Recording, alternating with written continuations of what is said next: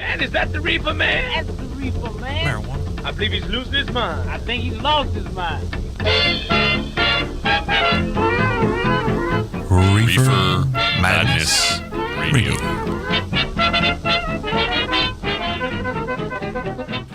What's up, everybody? How's it going? Reefer Madness Radio. It's Friday in the Mile High City, November 15th, 2013. Got a pretty cool show for you here today. Sitting with my good friend Citizen J. How's it going? It is going great. Great today. Good. We also have in the studio our good friend Claude The Candy Man. How's it going, guys? Cool. Claude, you got these Sweetstone Claude bears. I don't know, what's the name for these? What's They're Claudy Bears. Claudy bears? Yep. What Claudy bears? Okay. Yeah, actually, when I was a little boy, I'd go around growling at people. So my family called me Claudy Bear. So that's where the name comes from. That's awesome. That is awesome. I love that personal touch. I tell you what, man, I love these things. The 100 milligram ones that we have at the shop. I work at Colorado Harvest Company. We have them there, and dude, they fly off the shelf. People love these, and oh my god, You know what? this is awesome. I had my first one today. This is awesome. I went to the Ganja Gourmet earlier today, and I got one, and I ate it on my show, Peach. and it was really super good. You know what? I did notice though, if you eat the head off like this, it looks like the Venus de Milo. That's funny. Looks like what? Boobs, no head, and no arms. This is awesome. This is a little candy break at the start of the show. Yeah. Here, on the Venus de Milo. Tell me more about the bears. How are they? What's in them? Is it a hash? Is it a BHO? Yep, we use BHO for all of our products right now. I think maybe in the future we'll try to switch over to CO2. We'll see how the laws and everything go with all that stuff. But BHO seems to work pretty good. Everybody seems to like it. Do you use like a sativa or indica mix, or just whatever you can get a hold of? It's basically whatever we can get a hold of. The market out here is so ridiculously crazy with all the different products that just kind of go with what you can get. Yeah, trim is a commodity. Oh, for sure. Oh yeah, it really is. Oh, but like I said, man, these are awesome. Like 100 milligram for me. I mean, people say I do have a high tolerance, and it's well documented. But for me, like sometimes I think 100 milligrams is not enough in others. But man, the 100 milligram just seems to be. It's very. I don't know. I guess I want to say like electric and very uplifting. I was thinking that you would actually would be more sativa type strains because it seems to be the effect, and what I tell people that ask is that it's more of a daytime type edible. Like I wouldn't necessarily take this at midnight to try and sleep, but maybe for different people, different things. Right. I don't know if you heard what. Yeah, everybody's body's different and reacts to the terpenes and the flavonoids different ways. So you basically got to find something you like and stick with it. That's awesome. How are they made? Is there any just whatever like sugar? Are they gluten free? Anything? Yep, our products are gluten free. We don't add any of that to it. So all the Crohn's sufferers can eat freely. Right on. Celiac. Yeah, that's Celiac. it. Oh, hey, look at that! Wow, That's great. And you also there's a 50 milligram gemstone. Yep, we do hard candies as well. Oh, I don't think I've had that, but I do like the gummies. That's where it's at. How did you get started into making edibles? Have you lived in Colorado your whole life? Nope, we actually just moved here 4 months ago from Michigan. 4 months ago. Yep, 4 months. From Michigan. You know, I've met a lot of people who've moved here from other places, but Michigan, I haven't really met too many people who've moved here from I Michigan. feel like the people of Michigan have a hard time leaving Michigan. Well, there seems to be a movement there afoot, and it certainly looks like it's going to take off there. Maybe not the same way here, but they're at least having some momentum up there. Their Senate just passed a bill. It's called the Prairie Plant Pot Law that would, when they reschedule cannabis to Schedule 2, it basically allow for this Canadian company to come in and grow all the pot, and they'd sell it in pharmacies. So everybody's in Wait, what? a tizzy about that back home. Let's But find a that's way all- to take the most natural, simple It's all thing. reliant on them changing it from a Schedule 1 to Schedule 2, and I mean that's a huge deal in itself. That's which true. gonna That is a bring step along forward. a huge amount of changes in itself. So we'll see where it goes. It doesn't say caregivers aren't allowed to grow in their house or anything like that. It's just putting in what we all expected to happen anyways. And as far as I knew, Michigan had dispensaries, and now they don't. It's kind of a war zone in Michigan. What I would compare California to probably 10 years ago. They're still fighting for their rights. For safe access. There's been a couple court rulings where all the dispensaries got scared, or a lot of them got scared and shut down. Then few would open up. 3 years ago, when I started Sweetstone, there was probably like 300 dispensaries in Michigan. It's probably less than 100 of them now. Wow. Is my guess. Well, I always try to remind people that we are in the beginnings of things. There's going to be a lot of growing pains before we actually get to where we want to be. But we're getting there. So Sweetstone started. It's been in Michigan. Yep. So the Claude Bears have been in Michigan. Yep. And they just came to Colorado within 4 months. Yep. With you. Are they still available in Michigan? At select locations. Yep. That's interesting. That's cool. Distribution is something that I'm getting into with the Daily Doobie. Where we want to expand our distribution more across the state. And so, how does that work for you, Claude? With edibles, there's weird things where you have to have like a, licensed, and someone in Michigan is essentially making them, Yeah. Exactly. right? Because you can, they can't, you essentially can't FedEx your product. Exactly. Yet. Yep. Maybe when they reschedule, maybe that will be one of the things you'll be able to do. Is Hopefully, we'll see. But as far as our distribution goes here, you guys have the benefit of having courier services. So we just make our product, we hire a courier system, or a courier service, and they deliver to all the dispensaries. So we don't have to worry about going to each of the dispensaries ourselves. They take care of all that. They Really? have contracts with everybody. That's awesome. I'm going to need to talk to you about that later for sure. For some reason, I always thought that each, MIP, marijuana infused products company, had their own person to deliver. A lot of them do. We actually work with Medically Correct, and Yes. they're actually one of the bigger companies. So I told you. I think for them to have a person that did that, it would be overwhelming for that person. So Yeah, I suppose. Yeah, that's We a lot we of- work with Medically Correct. I think too. they're in like 300 and some dispensaries.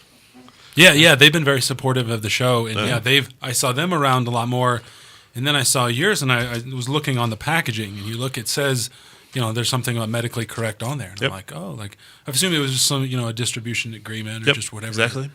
So that's But awesome. you know what? That's awesome. That's a great example of community right there because, there are competitions going on. We are competing, but at the same time, we are one community, and there's room for really all of us.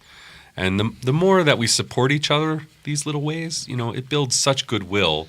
It goes really far, not only within the industry, but in the consumer community as well, because we pick up on that. Right? Yeah. We pick up on that, and I think that really helps out. Right on. I had this very flavor earlier today, and something I've noticed about your candies, Claude, is that your flavors are really fantastic.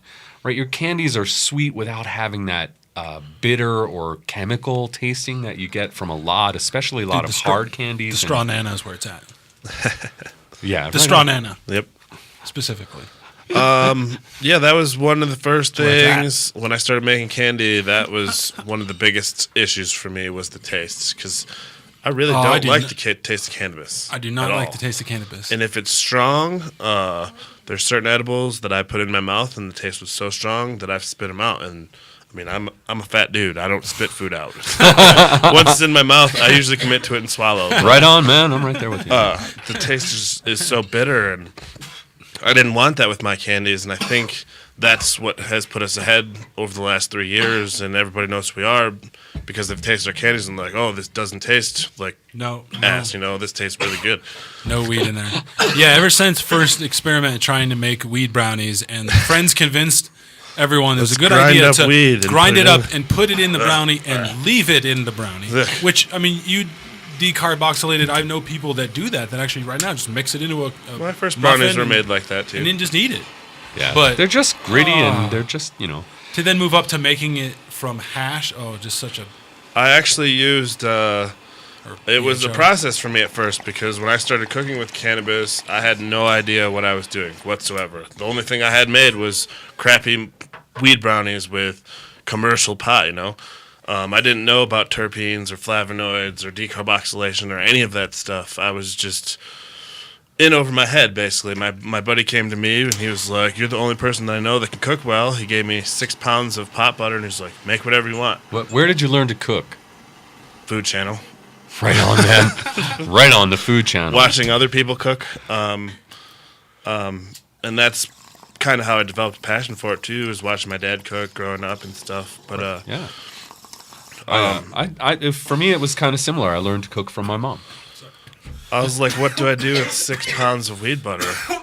And so I did what you'd naturally do with 6 pounds of weed butter, and I made everything with Yeah. it. Cakes and cookies. Everything. Cookies, brownies, muffins, breads, everything. And my buddy was like, you have to make candy. You have to make candy. And I was like, I've never made candy in my life. How do I make candy and use weed butter at the same time, So I started looking up recipes, and I found a peanut brittle, and I found a butterscotch recipe, and I made them, and people loved them.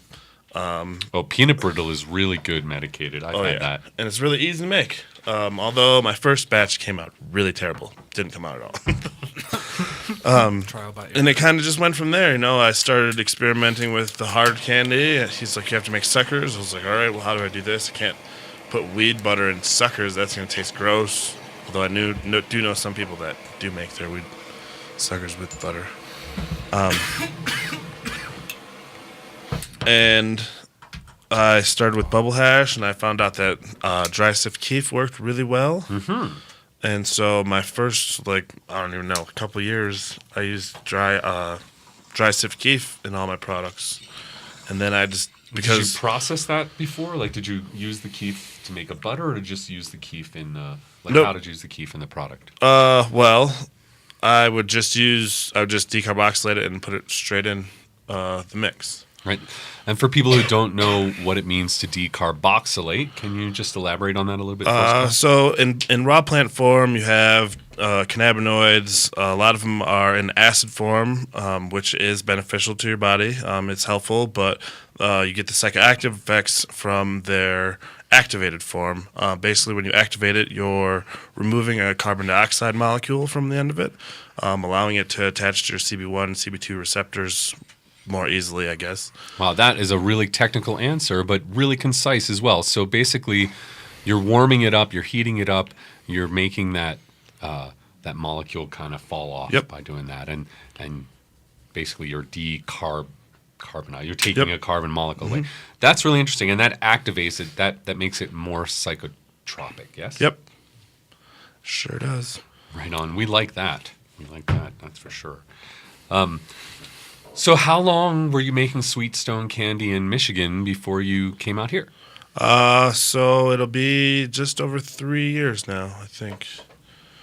We started it in July. Oh, maybe 2.5. I started it in the end of 2010, but it wasn't actually Sweet Stone Candy. I didn't come up with the name until July of 2011. But, Right on. Uh, Where in Michigan? we're based out of Grand Rapids. Okay, nice. On the west side of the state. Do West Side. No, I've been to Battle Creek area. Yep, that's a little bit south of Grand Rapids. Yeah, but never been up to the UP. Oh no, I've never been to the UP. I've actually never been to the UP myself. I lived in Michigan for 29 years and never went to the UP. You know what? Never went to the Citizen Mackinac K. Bridge. Citizen K has been to the UP. She did her master's degree and actually planned a park up in the UP that the Park Service adopted her plan for. I think it was Grand Island, if I'm not mistaken. Nice.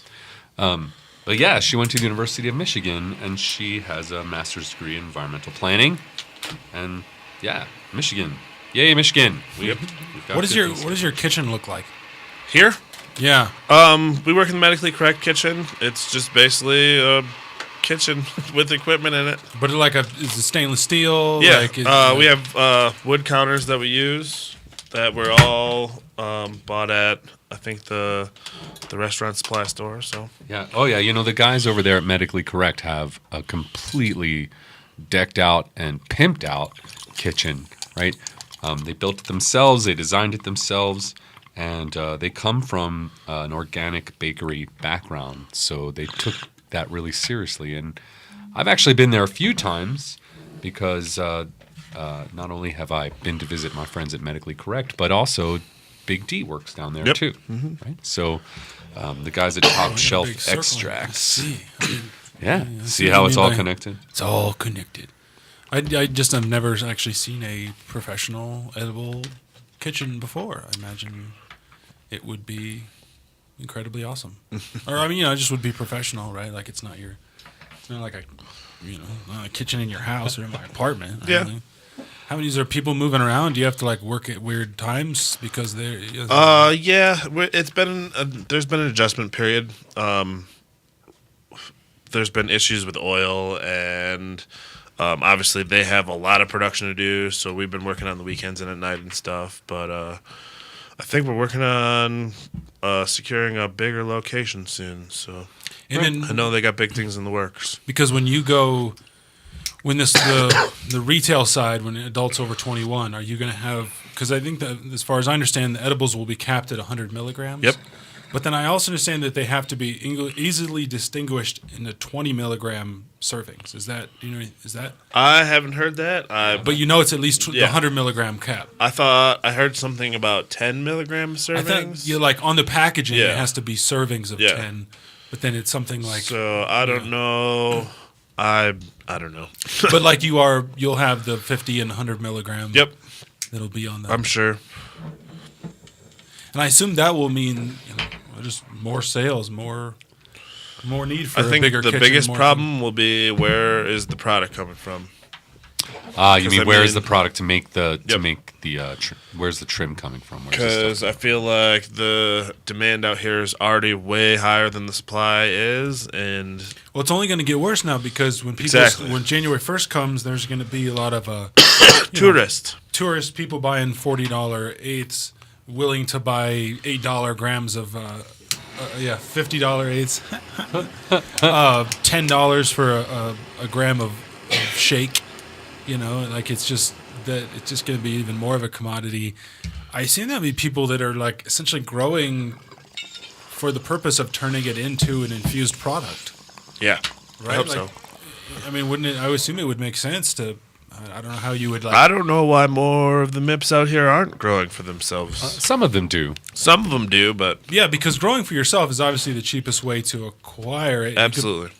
obviously it still might cost a little more than buying bulk And if amounts you of trim, want, if you want to be at that next tier when all this stuff goes down, you're gonna have to have your own grow. I feel because there's just not gonna be enough from other places that will be able to supply you for both your medical and recreational needs. A lot of people have been talking about the coming crunch. And, we're not sure exactly what it's going to look like, but it is going to happen for at least a short time at the beginning of the year when we're ramping up. I think But it's just already remember- started to happen because think about a dispensary that's gonna there was no feasible way for you to have started a recreational grow and by January 1 have this like new crop of recreational bud. Exactly. So Yeah. you're going to have to take, inventory that you had for medical, switch it over, blah blah blah.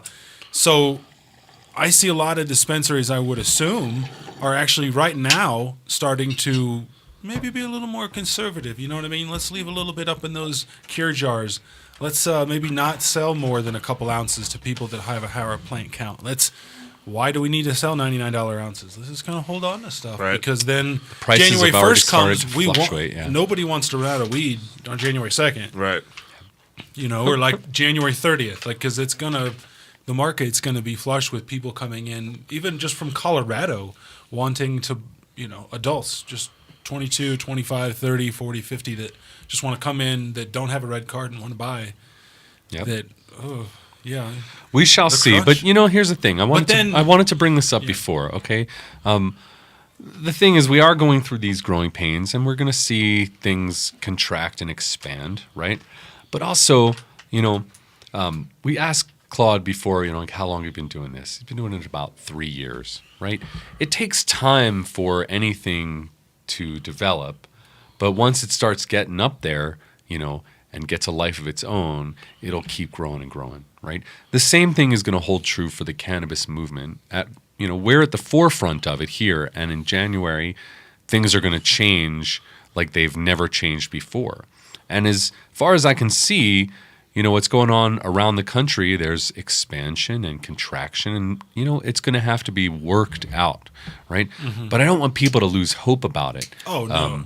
Because it is going to work itself out, right? No, and there will still be plenty of if somebody wants to come in and buy a quarter, buy a half, or buy an ounce, you'll still be able to do that. Like, still will be good bud available. And, like, once these owners have their, retail grow, start to produce bud, by spring, by summer, hopefully by the end of summer, you won't see the typical kind of crunch in the market just from the lack of yield. Yeah. Well, the nice thing about cannabis is that it grows really quickly, eh? And, I've seen a few operations around town that are gearing up in a really super big way. And come January 1st, they're going to pull the trigger and those grows are going to go online. And it won't take but, a few months for them to start producing more and more. But you can essentially, I think, start growing right now. But, like, let's say you start, I don't know, like, even let's say you acquire a building last month, architecture, construction, like, you might be able to get some plants in there by January or February. See, the big ones and the smart ones, they've already done all that. So that on January 1st, all they have to do is turn it on. Literally. Like, I went into this one operation, and I don't want to give it away, so I'm not going to tell you who it was. I don't think January 1st is the deadline to start growing, and January 1st you can start selling. So you can start it on right now. You can start growing if you have. Okay, well, I'm saying is that the big ones they've started putting it together. Sure. Right? Oh yeah, very well. The plans are well in It's all gonna depend on how many people actually show up. It's kind of like the night before Halloween. You're at the grocery store and you're buying that huge bag of candy, the second one, right? Because you've gone through about a third of the first one already, and you're like terrified that you're going to get too many kids at your door and not have enough, and then you're like nobody shows up on Halloween night. Does anybody know? I've heard rumors that they might. And I thought they were going to limit sales to at 7 p.m. for retail, but somebody told me it might go that the state law allows to midnight. Depends on the city. And it just depends on the city. Chris, the producer, says. Can you imagine like 8 a.m. to midnight, like selling? These places are going to be busy and they're going to sell a lot. Well, we'll see. I think at first there's going to be a lot of novelty and they are going to be really busy. But, if we really do use alcohol as an analogy, then eventually we'll see a lot more dispensaries and they'll be, open early and late. If the alcohol model is any model to use, we'll have one every couple of blocks, and we'll have people lining up out front in the morning, all strung out, waiting to get into their liquor store to get their little fifth, their eighth, right? I'm sorry, I'm kind of digressing, but right, the law actually says treat it like alcohol, but come on, look around the city. There's a liquor store on almost every corner in Denver, and in the mornings, literally, people sitting out front waiting for their liquor store to open so they can get their fix, right?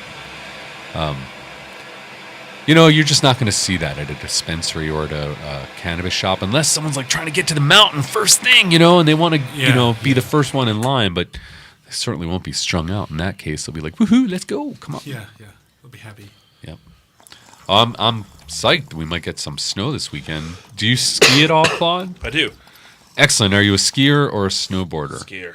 Excellent. I'm I glad. tried snowboarding for one run down the hill, and that was about as much as I can handle. Because You're- when I you're got on brave, skis, I brave got on man. skis first time in like middle school, and I fell once, and I had a great time. I've only fallen that one time.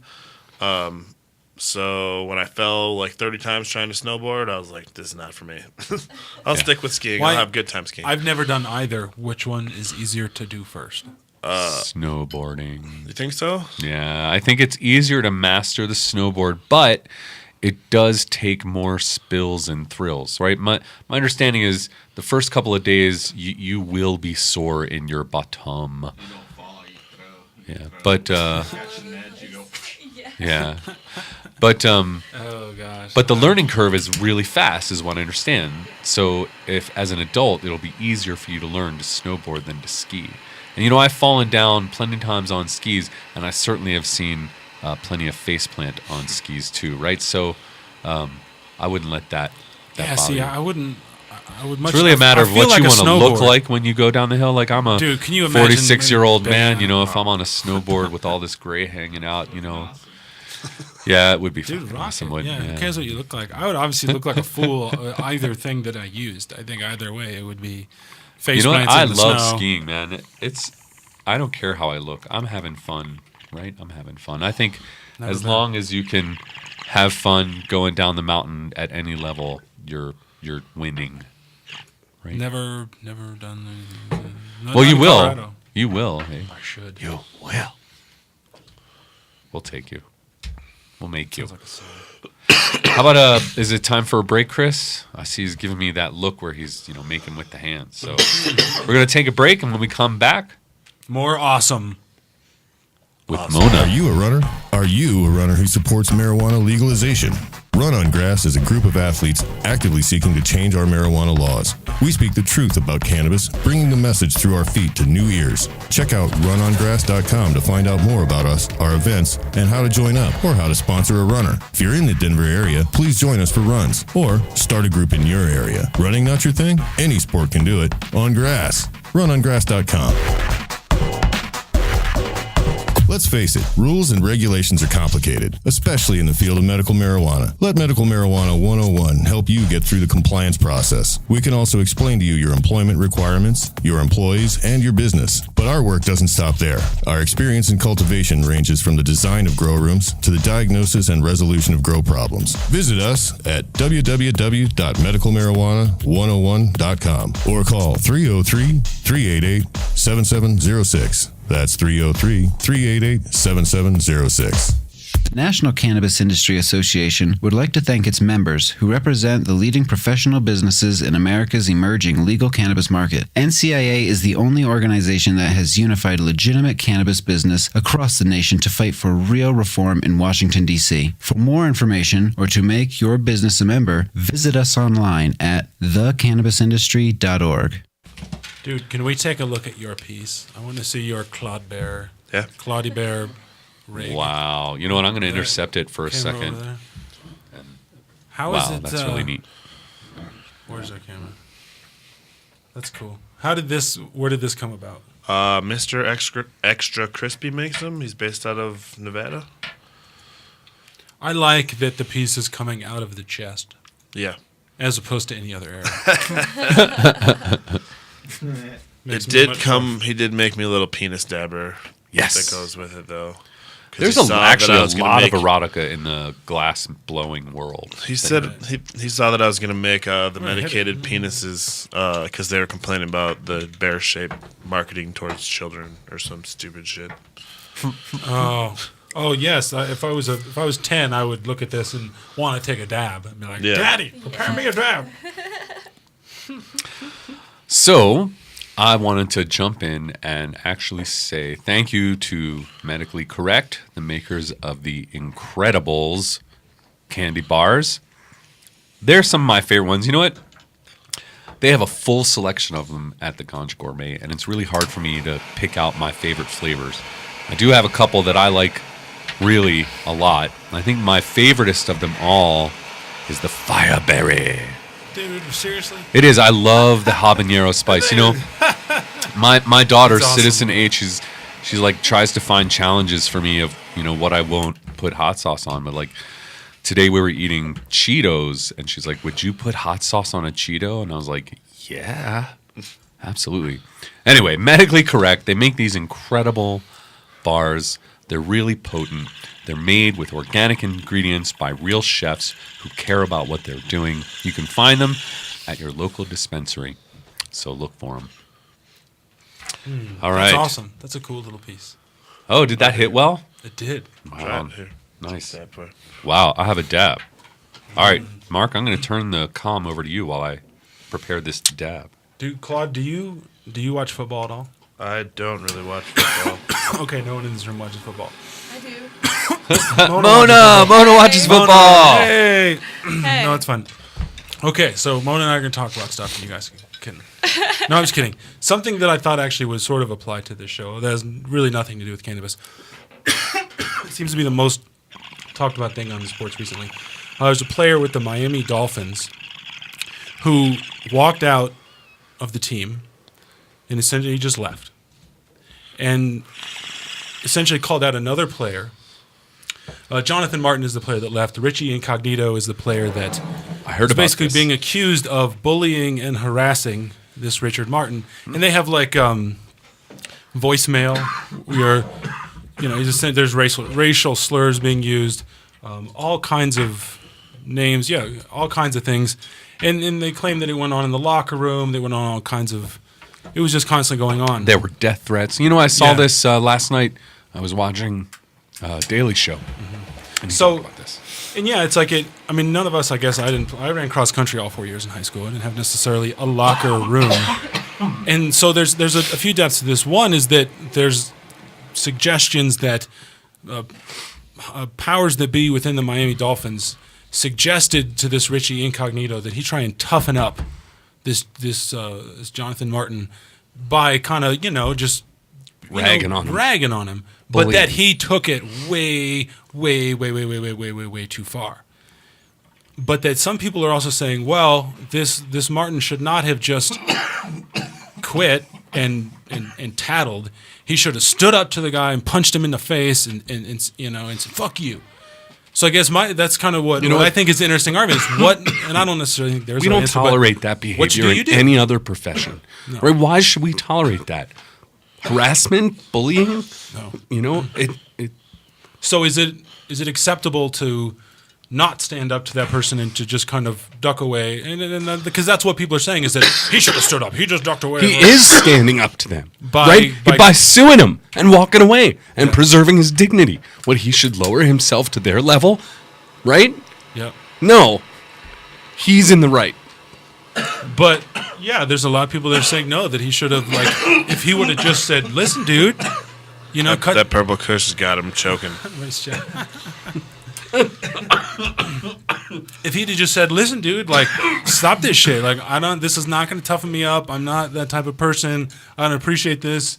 And I guess maybe he did say that stuff. Maybe he would have had to punch him in the face to have anything actually come to it. So, yeah, I think I agree with you that, yeah, there's nothing wrong with not standing up to them and punch them in the face and being know a what? man. Like, it's okay to just walk away and go do probably the more noble thing, and that's to go find your inner peace. If someone's, ragging on you and giving you shit and calling you all sorts of names and just constantly berating and belittling you There's a at time- work, it's okay to just quit. I'm more of a passive aggressive person, so I wouldn't fist fight. I would just try to figure out a way to destroy him in other ways. The thing is, this guy had a pattern, right? The bully had a pattern.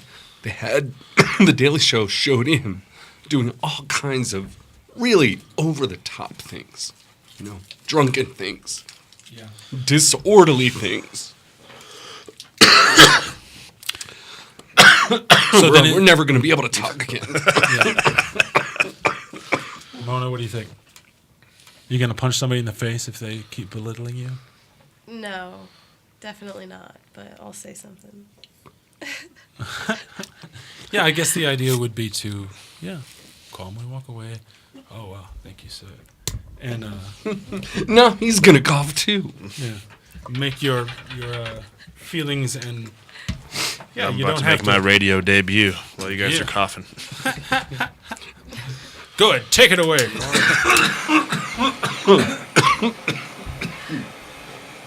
No, I mean, I guess, yeah, that's because it's not only like an athlete; it's like a workplace situation, right? That's kind of what it boils down to. But I think there, it could happen in school situations too, where it seems to be where bullying. You hear that word. Ooh, punch him in the face, Jay. You guys, wow. That's all I gotta say is wow. There's some Purple Kush that I may or may not have gotten from a friend in Michigan when I was back home. Potent. But this is some of the best oil I've ever smoked anywhere. I mean, Washington, California, Michigan, here. Just dude knows what he's doing when it comes to growing, extracting. I'm sweating. I see you saying it's not my throat; my lungs are. It's potent. Maybe we ought to take another break Why do we have to take another break? because I can't talk. Sorry. No, it is fine. I'm just surprised that you don't have more to say about punching people in the face, Jay. I'm not a violent man. There's a time to stand up for yourself, and there's time to punch someone in their face, right? I would. But name calling is not that time, right? No. Name calling is not a reason, even if the names are really, really bad, right? And in my cultural background, I've been called some really bad names, right? Yeah. But until they go to put me in the oven, Jesus, Jay. then I don't necessarily think violence is the answer, right? As long as there's reason to be had, then we'll have reason, right? So, if it came to standing up for my wife, my daughter, my integrity, right? If danger was there, right? There's a time to use violence, right? I work out in the field. I have to deal with people and animals, and sometimes they're the same. But right?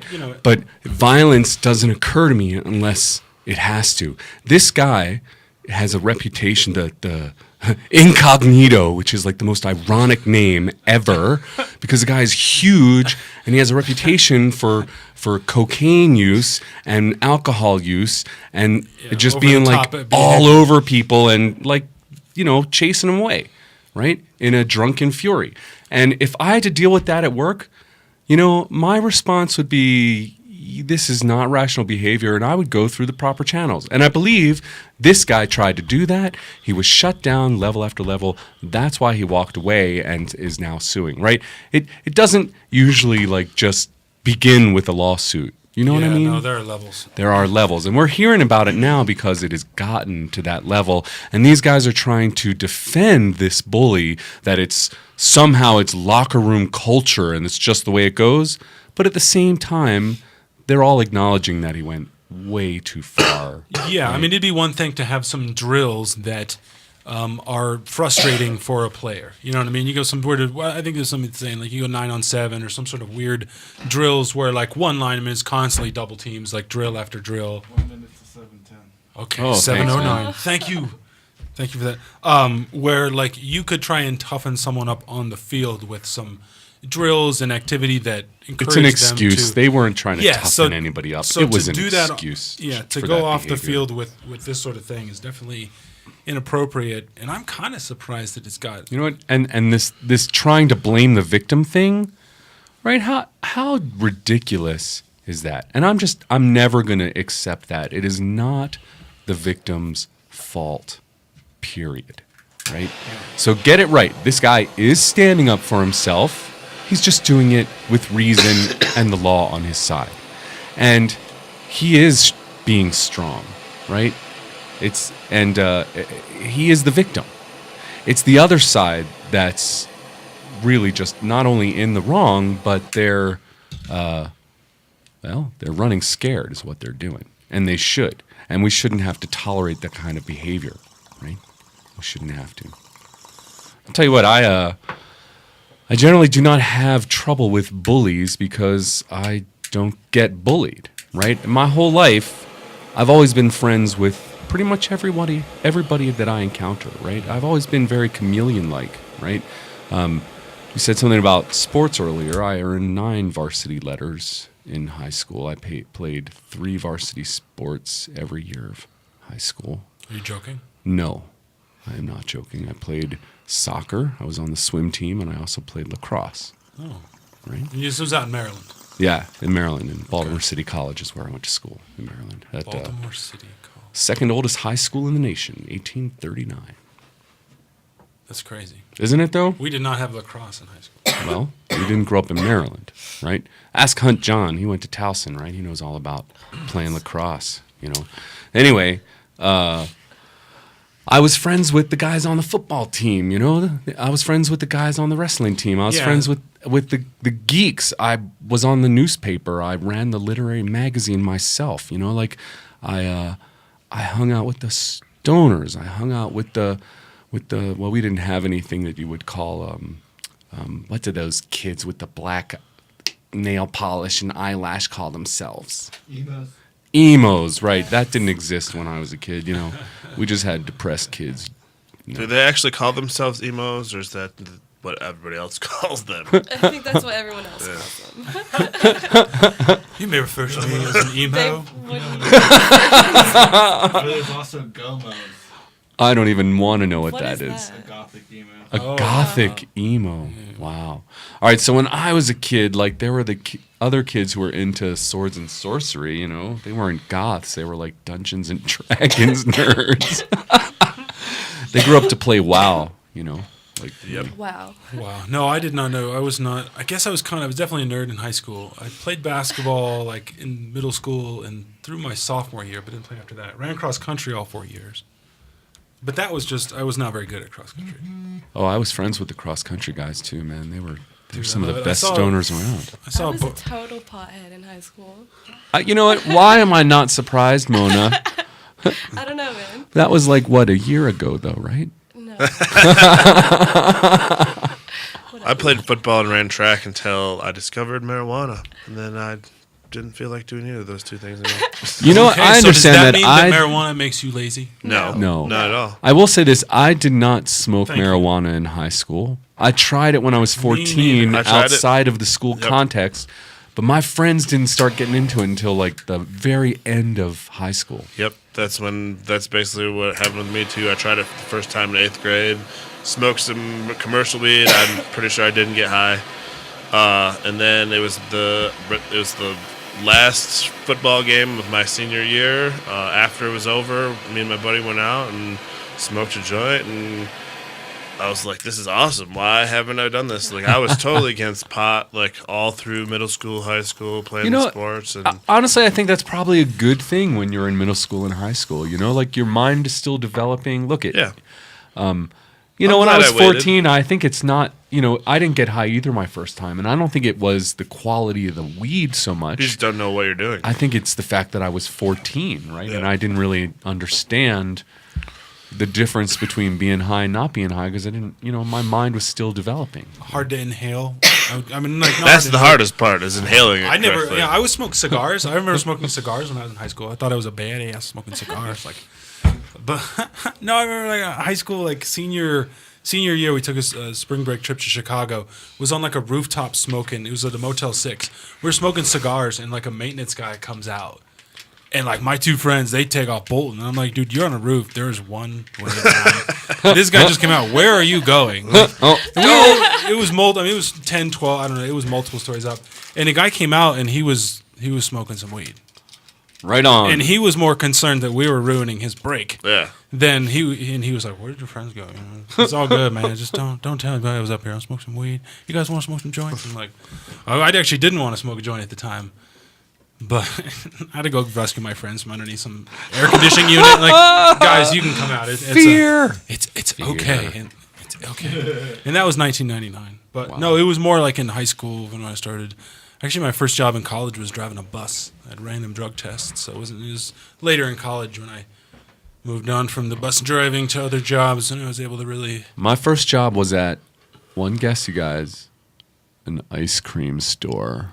That's awesome. Right? And my first high was the manager of the ice cream store. And he took me home after work. He offered me a ride home. And he's Is like, this gonna go down a dark story? no, man, this is honestly awesome. He was like, do you want to get high? I was like, For real. I've never gotten high before. It's like, all right, man, I'm going to show you what's what. He was a dealer. He took me into his basement and like he gave me the whole introduction. He's like, he pulled out this wooden box it was filled with like buds. He's like, this is marijuana. And he opened it up. He's like, touch it, smell it. Right? So I did. That's creepy as shit. You touched it. I did. I touched his marijuana. And then he rolled a joint, right? And he put it in this contraption that was like a squeezable mustard jar kind of thing. And he shot the smoke out of this thing. So it was really light and easy, right? So I inhaled some of this smoke, and then he took the joint out, and we finished the joint. Then he loaded a bowl, and we passed the bowl around. And then he sent me into the other room for this big jar. Like it was a huge commercial pickle jar. It was like, I don't know, it was like 2 feet high and, maybe 18 inches in diameter. And he put it on top of this table, basically a spool table. And he was like, all right, you get up there and start pulling on that big tube up there. And he had the bowl and a little tube down on the floor. And after a couple of minutes of just, I look up and I'm like, is anything happening? And this huge cloud of smoke came out of my mouth. It was just surreal. So then we go back to the ice cream shop, and he opens the door and he's like, you can have whatever you want. Right? So I grabbed a shopping bag. I grabbed a shopping bag and I very quickly filled it with all the ice cream sandwiches that I could. We made them ourselves and had them pre-frozen, and I just filled that bag, and my mom and my sister and I had ice cream sandwiches for the rest of the summer, right, every day. And he took me home and he dropped me off, and I hung out outside, in the nice green grass. And then I went inside and nobody noticed anything. I don't really even think I noticed anything, but it was a really good time. I think I went camping the first time I actually was smoking. I was camping, which actually now that I think about it, was like a really safe idea. Like, I was 18, still living at home. Did you just burn yourself? A little.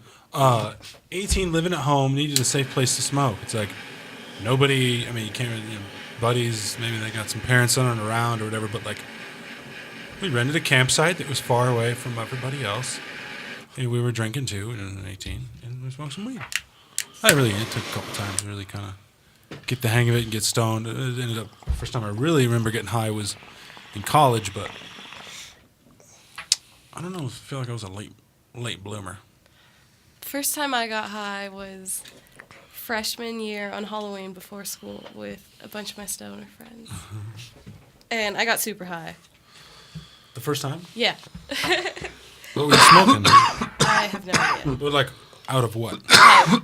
Just a pipe? Oh, okay. Yeah. First time I smoked was out of a Coke can. Oh, no. I've definitely done that out of necessity. Yeah, I've done that for sure. I've also done the, bent aluminum foil thing. Yep. Oh. You know what? I've never done an apple. It's good. Or I pumpkin. have, yeah. I remember. Well, doing at the 420 cup, I did. pumpkin, yeah. That should have done that. I want Watermelon. to do a pumpkin. We can do I a was talking turkey. about A watermelon. Claude, what a smoke great idea. watermelon. Smoked turkey. Next show, somebody should bring in a watermelon and we should make a... We could do it. That Dude, would be a we little should. messy, I feel Just like. get one of the little personal watermelons. Yeah. Yeah. We'll do They it. make personal watermelons? Oh, my daughter loves them. She can fit the whole thing in her mouth. I did not know. No, she can't. That would be good. That's hilarious. Jay, you look like you have some topics. You want to talk about something? You want to take one more break before we... Yeah, one more break. And we'll finish strong. Reefer Madness Radio. Call Canisher at 1-800-420-5757 for all your insurance needs. Canisher understands the risks you face each day, and we are there to protect your business and your investment. Since 2010, Canisher has been serving the cannabis industry nationwide. Call Canisher at 1-800-420-5757 or visit us on the web at canisher.com to learn more about our insurance and risk management services. Proud member of the NCIA. Cannapunch is a delicious and effective medical marijuana beverage proudly made right here in Colorado. Each bottle is freshly infused with 100% pure flower extract from the highest grade marijuana plants available today. Using proprietary extraction methods, every bottle of Cannapunch is consistently and reliably infused with an exact milligram dosage that you can count on to relieve your symptoms each and every time. Cannapunch is delicious. There's never any medicine-y taste. We use only 100% cannabis flowers. No trim or byproducts are ever used in Cannapunch. It does not require refrigeration and comes in convenient, resealable multi-dose bottles from 60 milligrams to 200 milligrams. We have drinks with dosage that works best for you. Cannapunch is available in a variety of delicious flavors like black cherry, watermelon, pineapple mango, and blue raspberry. And we now have strain-specific beverages available just for you. Cannapunch is delicious, convenient, consistent, and effective. Give it a try and experience the Cannapunch difference. I'm Gary Johnson, and you're listening to iCannabis Radio, and I want to say, talk it up, Colorado. Awesome. We are back. Citizen J, I feel like we should take a second, obviously, to thank the Daily Doobie for their awesome contribution, supporting the show. Thank you, Mark. I really appreciate that. You know, my role at the Daily Doobie is changing. I'm going to be taking on more responsibility there. And you know what? I'm really proud, you guys. I've always been really proud to be a part of the Daily Doobie. You can find it at your local dispensary, and very soon you'll be able to find it elsewhere. It'll be available for everybody. And you can always find it online at dailydoobie.com. Yes, that's awesome. So I did want to talk about something, Mark. Get to it. I downloaded a story today from Great Britain. Right, there is a pharmaceutical company in Great Britain that has announced that the U.S. Food and Drug Administration has approved a new drug called Epidiolex, which the company describes as, quote, oral liquid formulation of highly purified extract of CBD, unquote. Right? Apparently, the approval came from the auspices of the FDA's Orphan Drug Program, which affords tax breaks and other incentives to pharmaceutical companies that develop drugs to treat rare disorders or other conditions which would not normally offer a high return on research dollars. 2 synthetic THC pills, one called dronabinol and the other called nabilone, have also been approved. I thought, what about cannabinol or something? This is from this specific what is company. That's not. That's a Right. That's This is from this specific company. But here, what's going on is apparently a foreign company has been able to get FDA approval to do testing on these kinds of drugs, and it's a step forward. I'm not exactly sure. You know, this is kind of like he said, she said, he said something. So the FDA has told a article, but British company that they can do research. pretty much is what I understand. Why is that? Why do I? That why makes is sense. Well,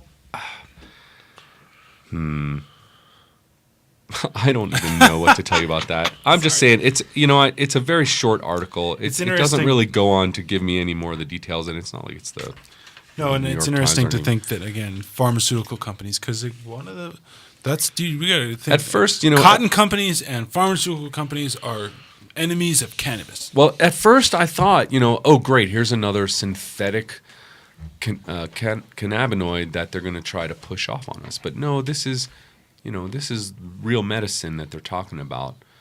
It's basically hash oil. So I'm not exactly sure what's going on here, except it is another step forward. It's another crack. It's another chink in the armor, right?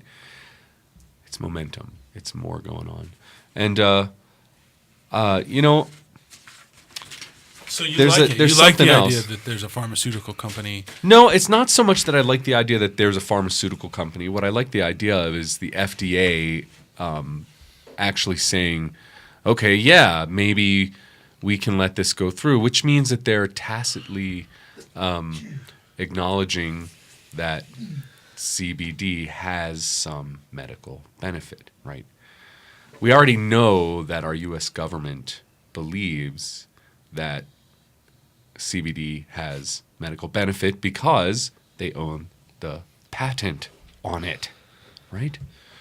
So it's the same government that says it's a Schedule I drug. It's right. It's one part of the government has a patent on it, and the other part of the government says it's a Schedule I drug, has no medicinal value at all, right? The government is lying to itself, right? So here's another chink in the armor. This is another agency, the FDA. If they let this go through, right, it's another approach. It's another way. And yeah, it's big pharma, right? Look at you guys. I know this about my good friend Biff, right? You can find Biff on almost any street corner. You can find Biff growing in the woods. You can find Biff in a lot of people's drawers in seed form hanging out at the back. And there will always be people growing Biff, right? Biff? Biff was what we used to call weed when I was around Mona's age. He was a friend of ours, right? Biff. So Seriously? Yeah. So me and my guy friends were like, hey, man, have you seen Biff around? No, man, Biff has been like quite elusive, that motherfucker, right? But if Biff was around, then it was good time. He always had the best weed, right? And it was always Biff's fault because he was the one that always had the weed, right? We actually had a friend of one of my roommates was growing weed in a U.S. lab somewhere in Washington State, and he FedExed us bud like you wouldn't believe. Well, actually, today you would believe it. Back then, you wouldn't believe it. And we had it shipped to the house to Biff, you know? So I had an imaginary friend Yeah. that smoked weed. But it was more like when other friends and people were asking like where I just came from or where we just went, a group of friends like, oh, we're just going to hang out with Greg Robbins. His name was Greg Robbins. Greg Robbins. Greg Robbins. 2 G's because he's a true G. Okay. I have no idea where that came up Yeah. with, but somewhere along the line, it was like we needed a person that we were going to spend time with that gave us an excuse to like go drive around and smoke. Oh yeah, we were going to hang out with Greg Robbins in his dorm room.